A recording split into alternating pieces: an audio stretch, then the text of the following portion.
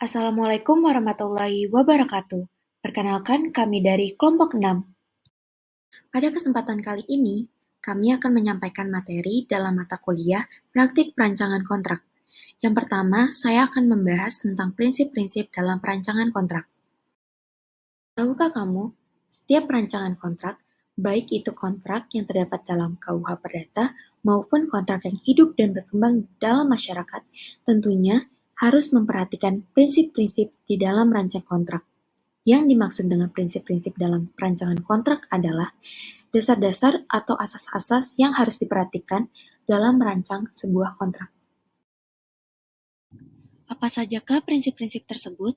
Untuk mengetahui lebih lanjut, mari simak penjelasan saya berikut ini.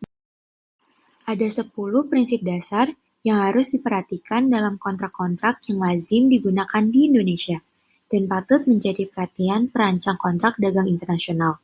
Ke-10 prinsip tersebut meliputi: yang pertama adalah asas kebebasan berkontrak. Maksud dari asas ini adalah para pihak bebas membuat kontrak dan menentukan sendiri isi kontrak tersebut sepanjang tidak bertentangan dengan undang-undang, ketertiban umum, dan kebiasaan, dan perlu dilandasi dengan itikat baik.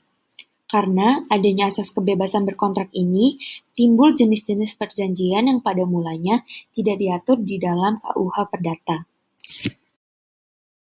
Yang kedua adalah asas konsensualisme. Suatu kontrak sudah sah dan mengikat ketika tercapai kata sepakat, selama syarat-syarat lainnya sudah terpenuhi. Asas konsensualisme ini merupakan salah satu syarat untuk sahnya suatu perjanjian, sebagaimana yang ditentukan dalam pasal 1320 KUH Perdata. Tanpa adanya kesepakatan ini, perjanjian tersebut batal demi hukum. Kesepakatan maksudnya adalah seia sekata tentang apa yang telah diperjanjikan. Yang ketiga adalah asas pacta sunt servanda atau asas kepastian hukum. Pacta sunt servanda secara harfiah berarti janji itu mengikat. Yang dimaksudkan adalah bahwa jika suatu kontrak sudah dibuat secara sah oleh para pihak, maka kontrak tersebut sudah mengikat para pihak. Bahkan mengikatnya kontrak yang dibuat oleh para pihak tersebut sama kekuatannya dengan mengikatnya sebuah undang-undang yang dibuat parlemen dalam pemerintah. Yang keempat adalah asas itikat baik. Asas itikat baik dibagi menjadi dua macam, yaitu itikat baik nisbi dan itikat baik mutlak.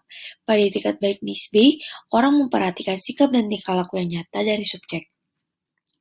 Pada itikat baik mutlak, penilaiannya terletak pada akal sehat dan keadilan. Dibuat ukurannya objektif untuk menilai keadaan atau penilaian tidak memihak menurut norma-norma yang subjektif. Asas itikat baik ini disimpulkan dari pasal 1338 KUH Perdata.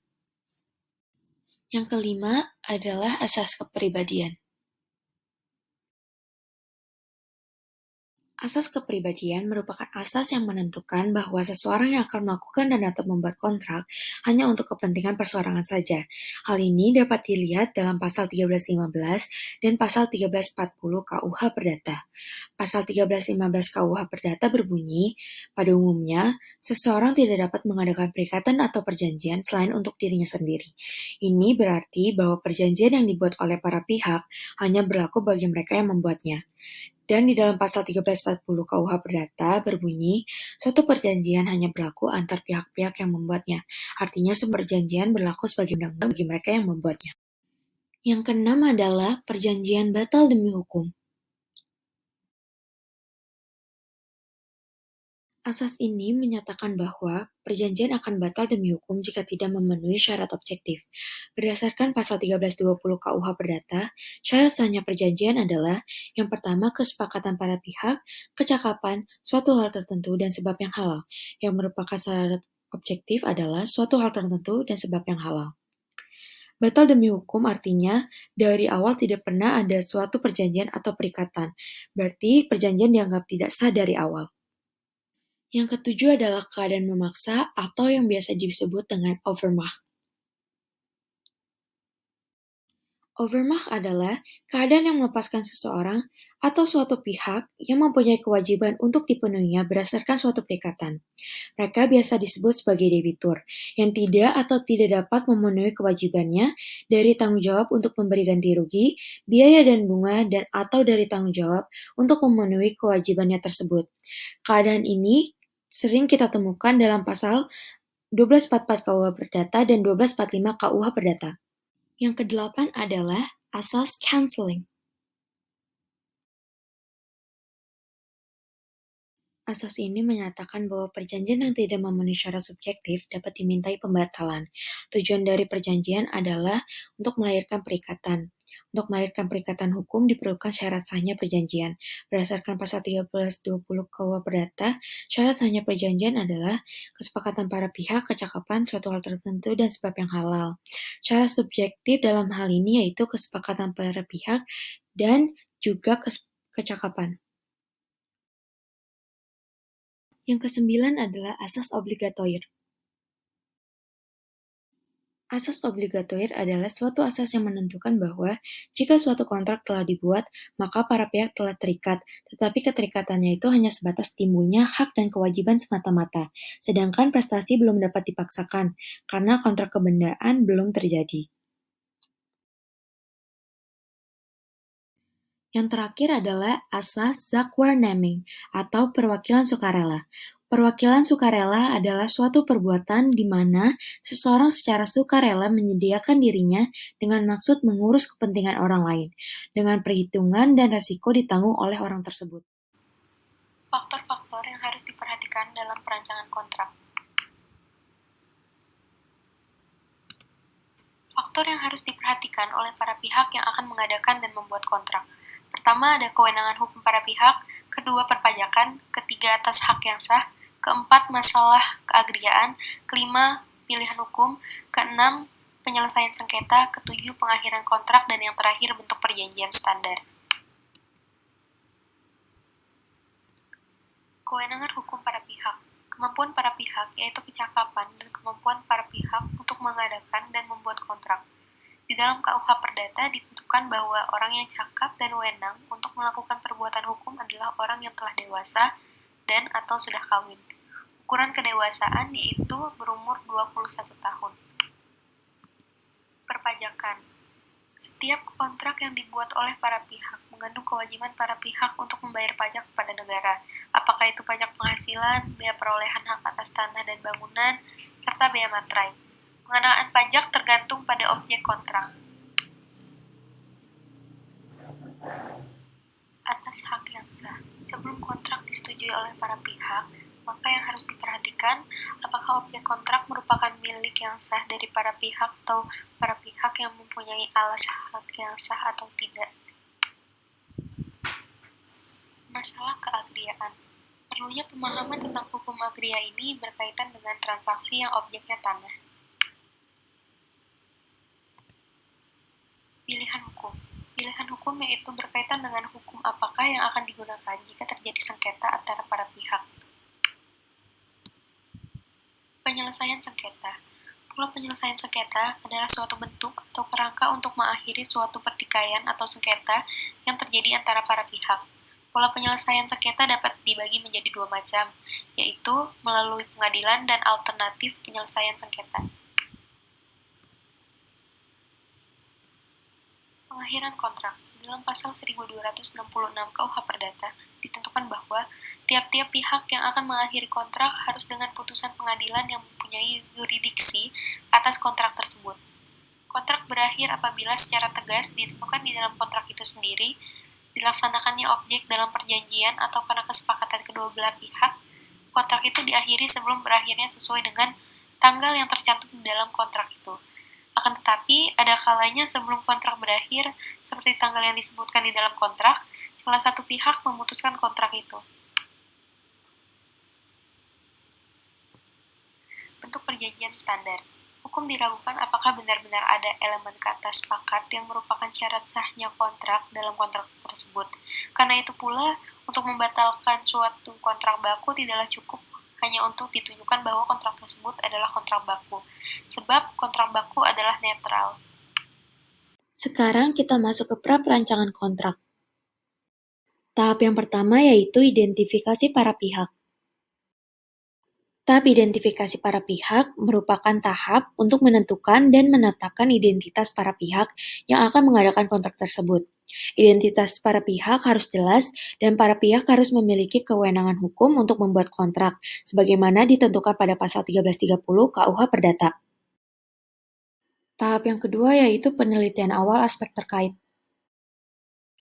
Perancangan kontrak harus menjelaskan hal-hal yang tertuang dalam kontrak yang bersangkutan, konsekuensi yuridis, serta alternatif lain yang mungkin dapat dilakukan.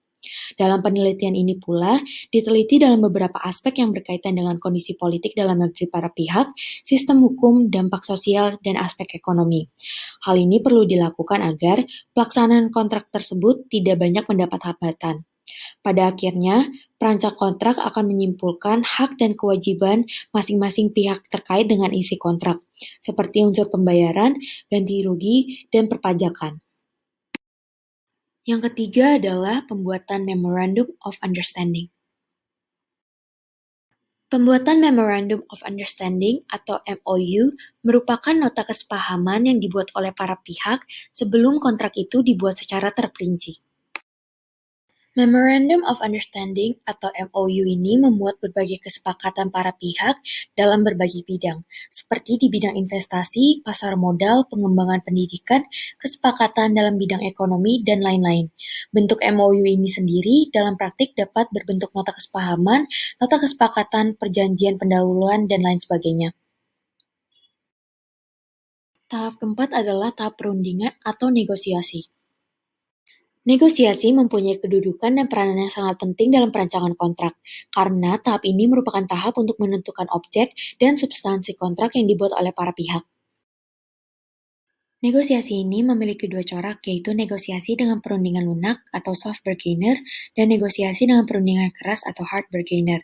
Negosiasi dengan perundingan lunak banyak dilakukan di lingkungan keluarga, antara sahabat dan sebagainya, yang bertujuan untuk membina hubungan baik. Kelebihan corak ini adalah menghasilkan kesepakatan namun mengandung resiko berupa pola menang kalah atau win-lose. Adapun negosiasi dengan perundingan keras sering menemui kebuntuan lantaran adanya tekanan dan ancaman, terutama pada situasi di mana perundingan keras saling bertemu.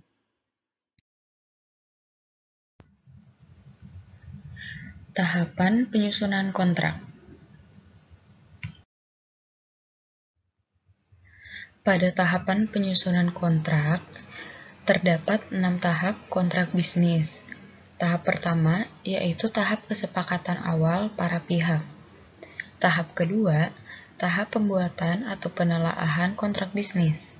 Tahap ketiga, tahap negosiasi rancangan kontrak bisnis.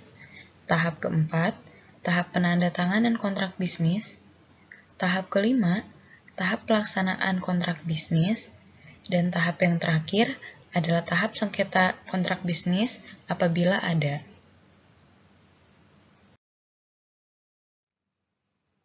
Pada tahap kesepakatan awal para pihak, terdapat 5 langkah yang harus diikuti.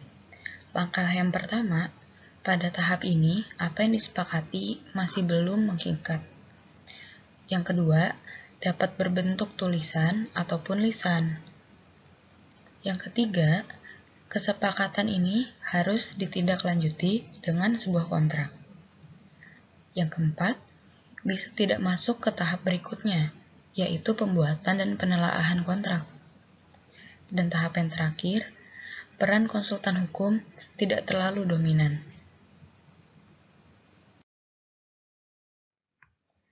Pada tahap yang kedua, yaitu tahap pembuatan dan penelaahan kontrak bisnis. Pada tahap ini, hanya ada 3 langkah yang harus diikuti. Langkah yang pertama, konsultan hukum mempunyai peran yang sangat dominan. Langkah yang kedua, konsultan hukum harus bisa menerjemahkan keinginan klien dalam bentuk kalimat ataupun dokumen perjanjian hukum. Dan langkah yang ketiga, satu konsultan hukum yang membuat kontrak, sementara yang lain menelaah isi kontrak tersebut.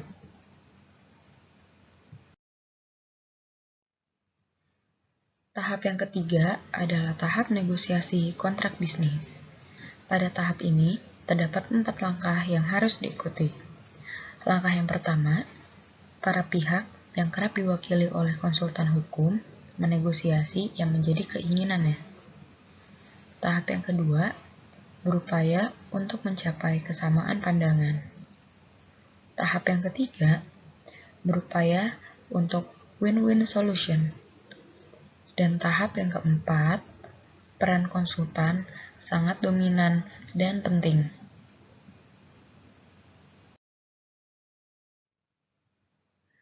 Pada tahap yang keempat, yaitu tahap penandatanganan kontrak bisnis, terdapat 3 hal yang harus diikuti.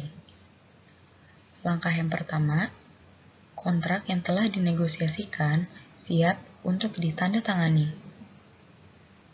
Langkah yang kedua, peran konsultan hukum mulai berkurang, tetapi masih ada.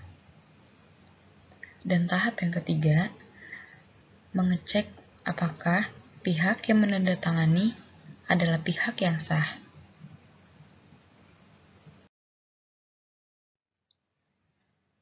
Pada langkah kelima, yaitu tahap pelaksanaan kontrak, hanya terdapat 2 langkah.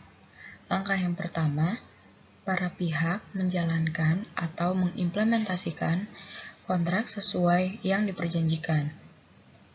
Langkah yang kedua, para konsultan hukum tidak begitu dominan, tetapi dapat dipanggil sewaktu-waktu. Pada tahap ini, bercabang lagi menjadi 2, yaitu untuk menentukan apakah terjadi cedera janji dan dalam kaitan dengan legal audit. Dan pada tahap yang terakhir, yaitu tahap sengketa kontrak, terdapat 3 langkah yang bisa diikuti. Langkah yang pertama, terkadang karena satu dan lain hal terjadi wan prestasi oleh salah satu pihak. Yang kedua, para pihak menyelesaikan sengketa berdasarkan mekanisme yang telah disepakati dalam kontrak. Biasanya musyawarah mufakat, kemudian ditingkatkan, apakah melalui pengadilan atau arbitrase.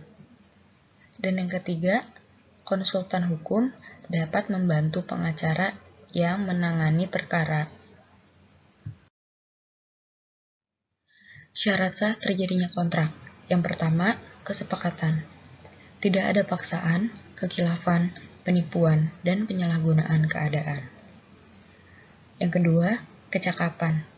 Bukan orang yang belum dewasa, bukan orang yang berada di bawah pengampuan, dan bukan perempuan dalam pernikahan. Yang ketiga, suatu hal tertentu. Yang diperjanjikan dalam perjanjian haruslah suatu hal atau suatu barang yang cukup jelas atau tertentu. Dan yang terakhir, kausa hukum yang halal. Tidak boleh memperjanjikan sesuatu yang bertentangan dengan hukum, nilai kesopanan, atau ketertiban umum. Setelah melalui tahap pra dan perancangan kontrak, naskah kontrak yang telah ditandatangani oleh para pihak akan memasuki tahap pasca tahap perancangan, yang meliputi tahap pelaksanaan dan penafsiran serta penyelesaian sengketa.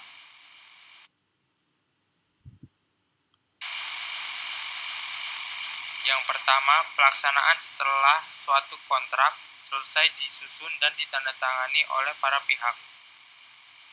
Barulah kontrak tersebut dapat dilaksanakan. Pelaksanaan kontrak ini harus sesuai dengan substansi yang telah disepakati dalam isi kontrak. Karena sebagaimana disebutkan dalam pasal 1335 ayat 1 KUH Perdata, bahwa setiap perjanjian yang dibuat sah berlaku sebagai undang-undang bagi para pembuatnya.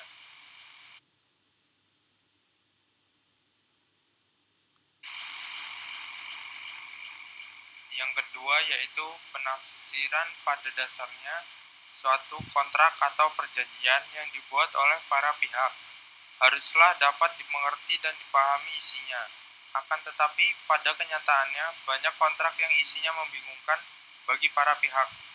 Penafsiran kontrak dilakukan apabila dalam kontrak yang telah disepakati maupun dalam pengimplementasian kontrak terdapat kata-kata atau kalimat yang membingungkan sehingga menimbulkan hambatan untuk mewujudkan maksud dan tujuan dari para pihak. Penafsiran dalam kontrak diatur dalam pasal 1342 sampai dengan pasal 1351 KUH Perdata.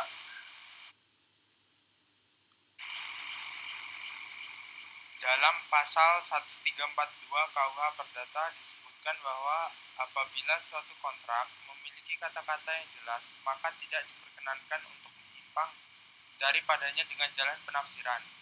Barulah apabila kata-katanya tidak jelas, dapat dilakukan penafsiran terdapat isi kontrak dengan memperhatikan beberapa aspek, di antaranya A. Jika kata-kata dalam kontrak memberikan berbagai macam penafsiran, maka harus menyelidiki maksud para pihak yang membuat perjanjian. Pasal 1343 KUH Perdata. Yang B.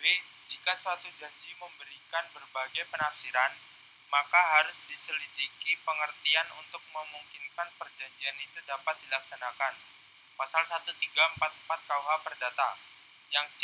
Jika kata-kata dalam perjanjian mengandung dua macam pengertian, maka harus dipilih pengertian yang paling selaras dengan sifat perjanjian. Pasal 1345 KUH Perdata. Yang D. Apabila terjadi keraguan-raguan, maka harus ditafsirkan menurut kebiasaan dalam negeri atau tempat perjanjian dibuat. Pasal 1346 KUH Perdata. Yang E. Jika ada keraguan-raguan, perjanjian harus ditafsirkan atas kerugian orang yang meminta diperjanjikan suatu hal dan untuk keuntungan orang yang mengikatkan dirinya untuk itu. Pasal 1349 KUH Perdata. 3. Penyelesaian sengketa dalam pelaksanaan kontrak tidak menutup kemungkinan terjadinya sengketa. Dalam hal seperti ini, para pihak bebas menentukan cara yang akan ditempuh jika timbul perselisihan atau sengketa di kemudian hari.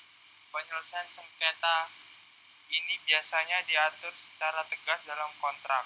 Secara garis besarnya, penyelesaian sengketa ini dibagi menjadi dua, yaitu melalui pengadilan atau litigasi dan di luar pengadilan atau non-litigasi, seperti mediasi, arbitrase, dan negosiasi.